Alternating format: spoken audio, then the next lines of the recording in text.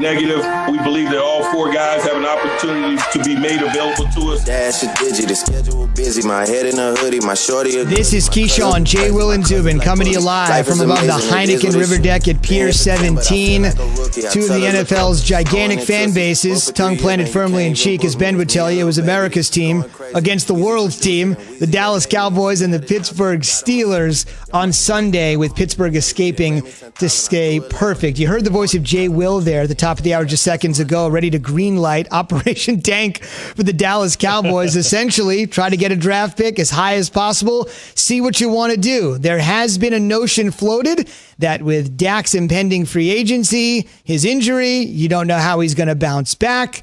The fact that if you draft a quarterback, think about this, fellas, for a second before we hear from Jerry. Here are the financials, and nobody's a better businessman than Jerry Jones. Just look at that stadium, AT&T Stadium, and what he's turned the Cowboys into, right? He bought the Cowboys for about $100 million.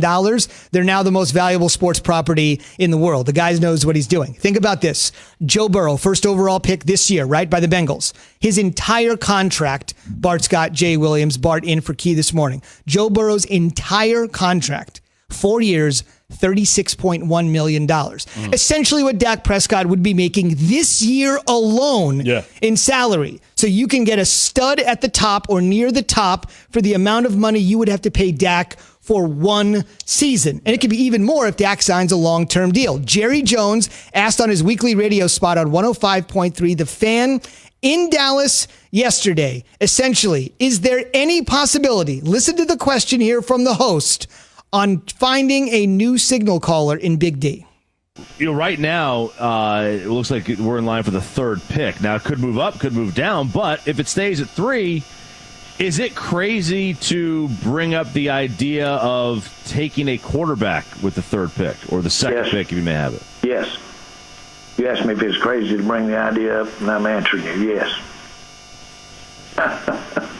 We're playing games here, guys, but it's not the thing to be talking about at all. You know, Dak is our quarterback. Well, at least he didn't tell the guys to shut up, which is what he did the week before. But I don't want you guys to shut up. I would have signed up for this show, man. Can I get a subscription that it comes straight to my phone? You never know what the hell Jerry's going to say, man. I love that Jerry said, yes, it's crazy. I love that he said that. You want to see an owner back a guy like Dak Prescott, who's always said the right things. Always. Who's always done the right thing. Who has been the leader of your team day in and day out. And obviously it shows every single Sunday when he's not on the field how his leadership is missed on that field. But is the question crazy when you really think about it? No. It's not crazy because you're watching how Dak progresses throughout his rehab. Yeah. And if he isn't progressing in the right manner that you think he can get back to where he was before, this is business. And at the end of the day, as much as you morally want to do the right thing for Dak Prescott, if he's not where he was before, and if you don't think he can get back there, it's about hedging your bet for the future of your business. And that could mean taking another top prospect. And here's the issue, right? Like, I don't know how it is in basketball, Jay Will, when you guys fall down, twist the ankle. I don't know if they stop practice. Oh, my God, Jay Will's down. Go get the ice. You know what they do? So you know, as you're saying this, who's missing from our show right now who has a bum bruise? Just saying, as you're about to kill basketball guys on injuries. But I'm just saying, on football, they literally will step over you, turn the drill around, and you feel like the most isolated in the world. I'm talking about guys sitting there crying, turn the drill around. Like nobody pays attention to him. So the fact that we're going to have empathy for Dak Prescott, it's a business. And at the end of the day, if Dak Prescott is your quarterback of the future, then you got to show him how much you love him. You don't show him by giving him a one-year deal. You show him by giving him the contract that he wanted before he got injured, because he showed you how valuable he is, because you thought just plug in the red rifle. You thought just bring in Dalton and everything will be okay. Dalton's probably one of the most accomplished backup quarterbacks in the game right now. And this offense looks horrible. Jerry has to determine this. And I know it's not really Jerry, because it's really his son, Steven, who's really kind of been taking over the reins and telling Jerry, hey, don't go get Johnny Manziel. We're going to get Zach Martin. Let's go out and get the right player. Let's not go get the flashy player. But they have a big problem in Dallas. That once great wall that made everybody great is no longer there. Tyron Smith's gone, right? Travis Frederick retires. So now they got to figure out how they're going to rebuild this rebuild this wall to protect whoever's at quarterback. They're horrible. They're almost spineless at defense. right? They spade, last week they showed some heart, like they went to the Wizard of Oz, like, and he got a heart. But this team has an identity crisis. We don't even know if they got the right head coach. And instead of saying, you know what, instead of trying to double down, they may even need to be considering making a change there. Because it looks like Mike McCarthy has already lost that team already. I would be looking up in Oklahoma and seeing if I can get Lincoln Riley to come down and coach this team so I can have a more progressive offensive take. Well, you're only as good as the players that you can coach, right? Yeah. To a degree. So I agree with what you're saying defensively. Look, I sent out a tweet this morning. I said, expect BS, but don't accept it. Like, that's my line, right? So if you're Dak Prescott going into this, like, you have to expect it. Yeah, people always conflate loyalty as opposed to business. Like, you can be loyal up to a certain point until it's not good for business. Right. And then you have to do what's good for business. So Dak still has a lot to prove, even though I think he would. I think he has nothing else to prove, Jay Will. And this is the problem, right? If he comes back, Dallas may say, you know what?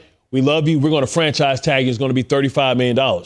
But Dak's going to say, listen, then I'm a lame duck, because if I get hurt again, I got no stability. I got no security. I have no financial security, because if I hurt myself again, this would be the last money that I ever get on the high end of the market. So I want a long-term contract. That's why guys don't really want to play on franchise tags. They bet on themselves, but they're really scared and afraid. And I wonder if Dak had taken out a policy on himself. But Bart, I don't know if is it that black or white? Like, is it that easy of a thing just to say, I'm going to give you a 4 or 5 year deal? Like, I think you still have to kind of watch how he progresses.